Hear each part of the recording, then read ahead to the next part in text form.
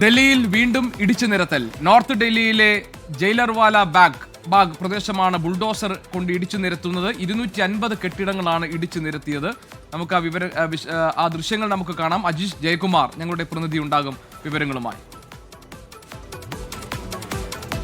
അജീഷ്, ഈ കൽക്കാജിക്ക് ശേഷം വീണ്ടും മറ്റൊരു മേഖലയിൽ ഇപ്പോൾ ഇടിച്ചു നിരത്തൽ ബുൾഡോസിംഗ് നടക്കുകയാണല്ലോ. ഇത് ഏതെങ്കിലും ഒരു കോടതി ഉത്തരവിന്റെ ഭാഗമായിട്ടാണോ ഇത് സംഭവിക്കുന്നത്? എന്താണ് ഇതിനകത്ത് ഡൽഹി ഡെവലപ്മെന്റ് അതോറിറ്റി നൽകുന്ന വിശദീകരണം? നമുക്ക് എത്ര കുടുംബങ്ങൾ അവിടെ കഴിയുന്നുണ്ട്?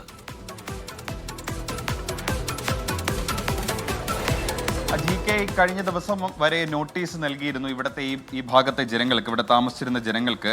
നോർത്ത് ഡൽഹിയിലെ ജയിലർവാല ഭാഗം എന്ന പ്രദേശമാണിത്. ന്യൂ അശോക് വിഹാർ ഈ പ്രദേശത്തിന് ചേർന്നുള്ള സ്ഥലമാണ്. ഇവിടുത്തെ ആളുകൾക്ക് ഒഴിഞ്ഞു പോകണമെന്ന് നോട്ടീസ് നൽകിയിരുന്നു ഹൈക്കോടതി. ഡൽഹി ഹൈക്കോടതിയുടെ ഉത്തരവിന്റെ അടിസ്ഥാനത്തിലാണ് ഡൽഹി ഡെവലപ്മെന്റ് അതോറിറ്റി ഇപ്പോൾ ഈ വീടുകൾ, ഇവിടുത്തെ ഈ കെട്ടിടങ്ങളും ചെറിയ കുടിലുകളും ഒക്കെ ഇടിച്ചു നിരത്തുന്നത്. ഇതിന് വലിയ സുരക്ഷാ സന്നാഹത്തോടെയാണ് പോലീസ് ഇവിടെ എത്തിയിട്ടുള്ളത്. ഈ ഡൽഹി ഡെവലപ്മെന്റ് അതോറിറ്റി ജീവനക്കാർ ഇവിടെ എത്തിയിട്ടുള്ളത്.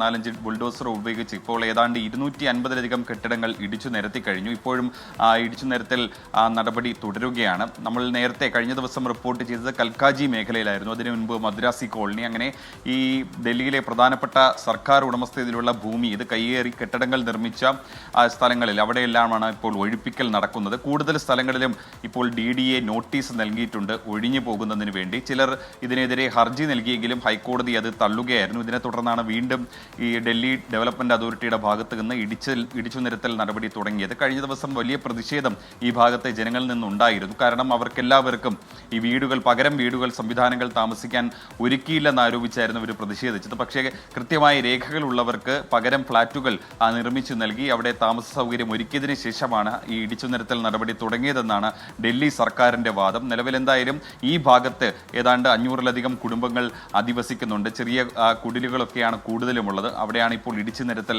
നടപടി. ഏതായാലും ഈ ബുൾഡോസിംഗ് എന്നത് ഡൽഹിയിൽ ഒരു ആവർത്തനമായി മാറുന്നു. ഇപ്പോൾ കൽക്കാജിക്ക് ശേഷം ഇപ്പോഴിതാ മറ്റൊരു സ്ഥലത്ത് കൂടി ഈ ബുൾഡോസിംഗ് നടക്കുന്നു. ഡൽഹിയിലെ ജയിലർവാല ബാഗ് പ്രദേശത്താണ് ഈ ബുൾഡോസിംഗ് നടക്കുന്നത്. 250 കെട്ടിടങ്ങളാണ് ഇടിച്ചു നിരത്തിയത്. അജീഷ് ജയകുമാറാണ് വിവരങ്ങൾ നൽകിയത്.